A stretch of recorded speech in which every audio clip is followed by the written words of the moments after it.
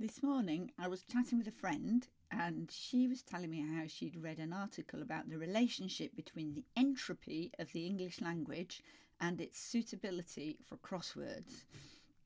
And I love crosswords. I love anything to do with puzzles and words and games.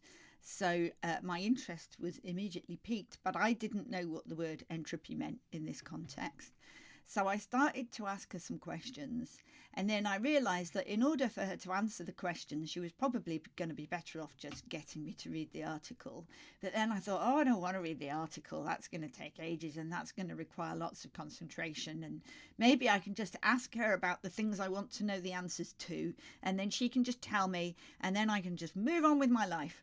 And I started working out, okay, what were the actual questions that I wanted answering? And once I started writing them out, then I became more pulled into the whole thing and more interested. And I realised that actually, in order for her to answer my questions, it was going to take so much effort from her that she would be better off just getting me to read the article. And at this point, I realised, okay, I would be prepared to read the article now. My interest has been pulled into this enough that I would be prepared to spend the time and the effort on reading the article and making sense of it in order to have my questions answered. But what I realised was that this was a really good example of the tension that is constantly going on for me between what I call my butterfly brain and my obsessive brain.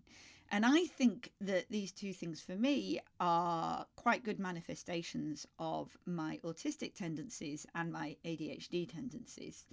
And the two are in tension with one another. And sometimes that's a good thing and sometimes that's a bad thing. Sometimes it means that they moderate each other's excesses, and sometimes it means that they just keep pulling me in opposite directions. Because I have a tendency to be extremely easily distracted. It's hard for me to keep focus on one thing. I'll be interested for a few seconds and then I'll get bored and I'll want to move on, and I don't want to have to be actually really concentrating on it. It's either that or I am interested in this one thing and only this one thing, and I'm going to give it all of my attention, and nothing else is going to get a look in for however long it takes me to kind of follow the thread through.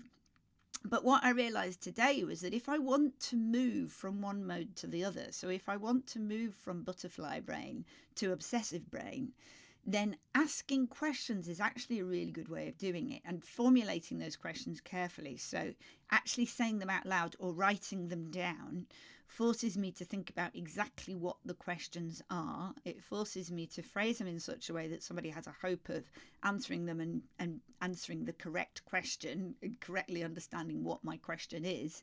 But once I've formulated those questions carefully and written them down, now what that has done is pulled my focus and made me think about it properly, which means I'm much more likely to then be able to move into obsessive brain mode, which is sometimes a useful mode to be in.